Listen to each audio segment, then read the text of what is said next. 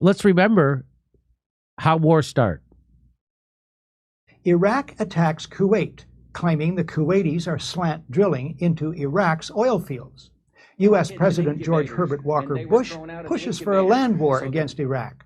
But polls show the U.S. public is split 50-50 on that idea. Don't want the war. Then comes this eyewitness testimony before a congressional committee from a 15-year-old Kuwaiti girl. The claim is she cannot be identified for fear of reprisals. While I was there, I saw the Iraqi soldiers come into the hospital with guns. They took the babies out of the incubators, and left the children to die on the cold floor. The U.S. public is outraged. The result? Support for land war zooms. It's a turning point. Desert Storm is launched. 135,000 Iraqis are killed. An estimated 1 million Iraqis, many of them children and old people, then die as a result of 10 years of sanctions. One small problem. There never were any incubator baby deaths, not one. The Canadian Broadcasting Corporation's investigative flagship program, The Fifth Estate, reveals the girl to be the Kuwaiti ambassador's daughter, given her lines and coached in acting by the giant American PR firm Hill & Knowlton.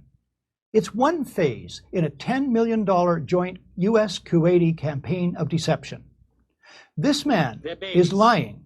I myself buried 14 newborn babies that had been taken from their incubators. This man is lying. And they had kids in incubators, and they were thrown out of the incubators so that Kuwait could be systematically dismantled.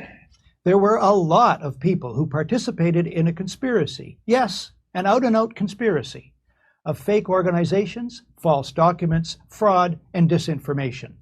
So, if a new man named Bush is in the White House and helps engineer a brazen deception in order to achieve global geopolitical goals, as well as domestic and personal ones, it wouldn't be a first, would it?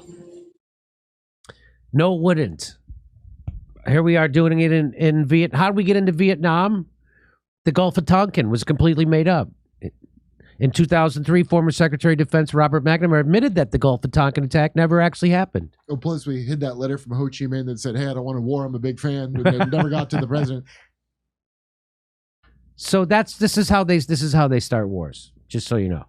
Why they say they can't identify the girl and her face is visible? Isn't that weird? It's because they know Americans are dumb and don't know anything. That's why. Here they are doing it, saying that in Libya they're doing it, and remember this: peace is no good for business. So